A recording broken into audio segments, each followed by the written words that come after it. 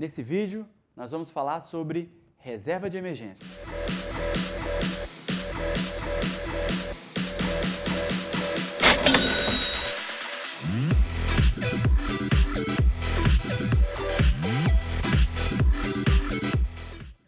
Bem, reserva de emergência é um assunto importante, é um assunto empolgante, mas é um assunto polêmico. Na internet você vai encontrar muitas dicas, muitas opções sobre reserva de emergência. É um assunto interessante porque ele vai completar esse tripé da tranquilidade financeira, da segurança financeira que você vai trilhando aí em busca da independência financeira. Esse tripé é seguro de vida, plano de saúde e reserva de emergência. A gente pode analisar a riqueza de uma pessoa, a sua evolução financeira em diferentes fases. E a primeira dessas fases é a segurança financeira. Mesmo quando a gente fala sobre desenvolvimento pessoal, a gente sabe que primeiro é uma etapa de segurança. Você quer garantir aquilo que você já conquistou. Por isso que no vídeo anterior nós falamos sobre seguro, sobre plano de saúde.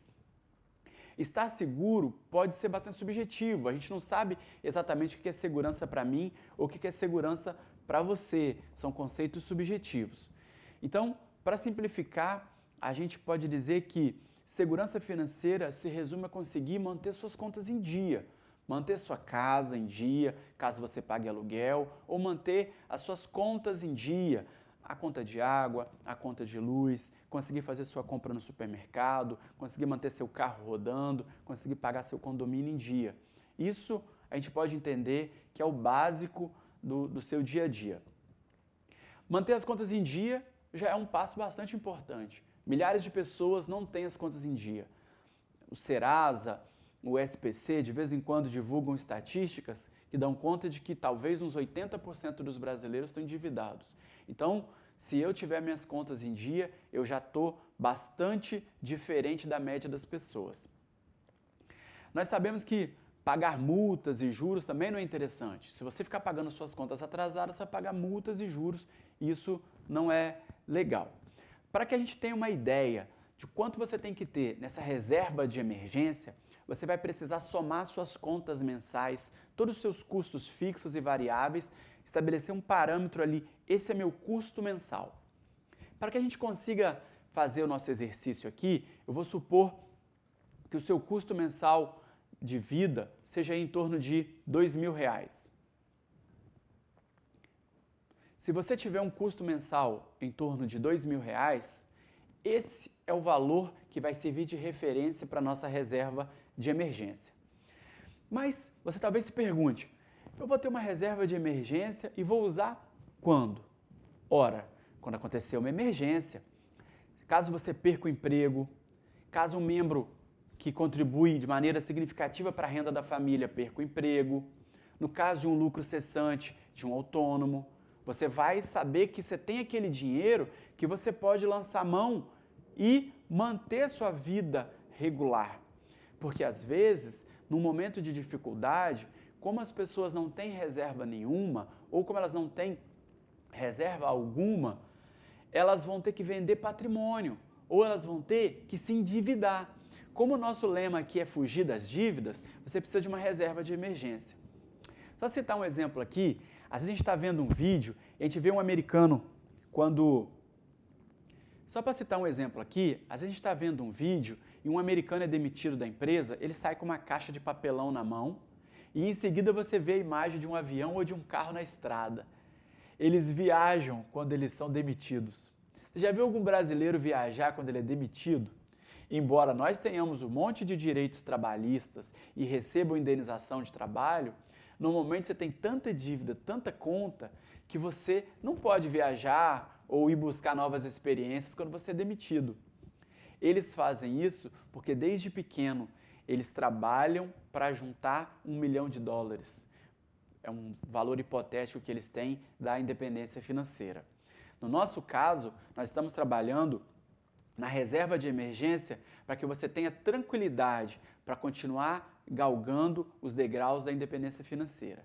E nós simulamos aqui que você tem um custo de vida mensal de R$2.000.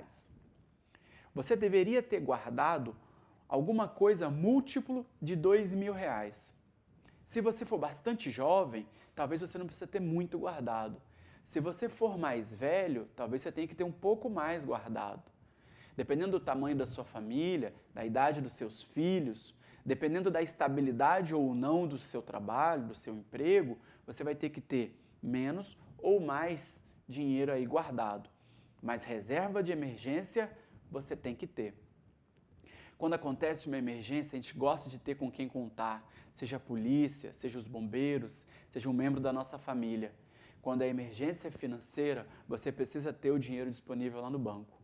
Então, você vai ter que ter, para que o nosso exemplo aqui de um custo de vida de R$2.000, você vai ter que ter um múltiplo de R$2.000. A minha dica é que você tenha, no mínimo, 6 meses de contas guardado.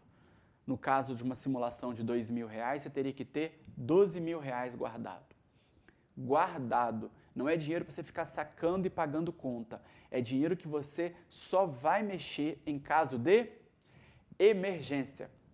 Então, a dica desse vídeo é que você tenha, no mínimo, 6 meses guardado a título de reserva de emergência.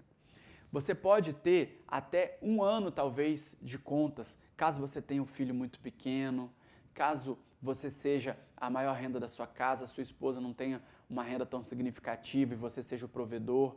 E a gente sempre fica citando isso, considerando que o marido tem uma renda mais alta, mas muitas famílias é a esposa, é a mulher que tem uma renda mais alta.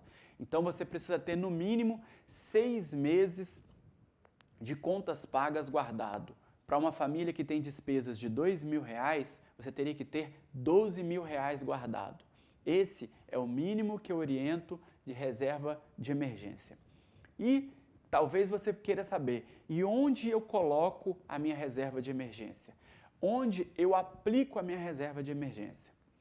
Nos próximos vídeos, você vai ter contato com alguns conceitos de investimento e com alguns produtos de investimento, que talvez eu cite algum ou outro aqui, e em se tratando de reserva de emergência, o seu investimento tem que ser sólido, tem que ser seguro e ele tem que ter liquidez.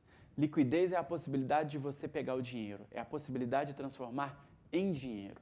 Então, o melhor lugar para você colocar uma parte da sua reserva de emergência, sim, é a poupança. Porque talvez, eu estou falando com você, que talvez tem pouco conhecimento financeiro ainda e não queira investir em outras coisas porque fica inseguro. Então você pode pegar metade da sua reserva financeira, da sua reserva de emergência e colocar na poupança. Eu sei que a poupança rende pouco, mas ela tem liquidez diária. Você vai ver no vídeo sobre poupança que a maior característica da poupança é que ela é popular, conhecida e tem liquidez diária. Talvez você queira colocar um pedaço da sua reserva de emergência num CDB. Mas ao colocar no CDB, você vai perguntar para o gerente do banco ou da corretora se esse CDB tem liquidez diária.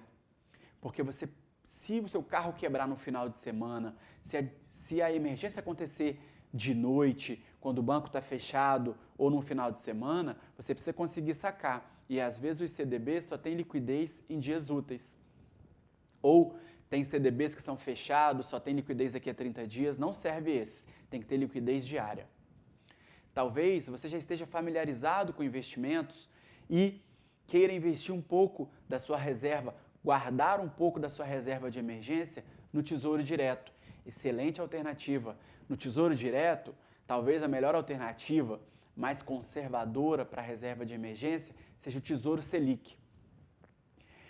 Então, você colocou o dinheiro lá, ele vai ficar, óbvio que ele vai render.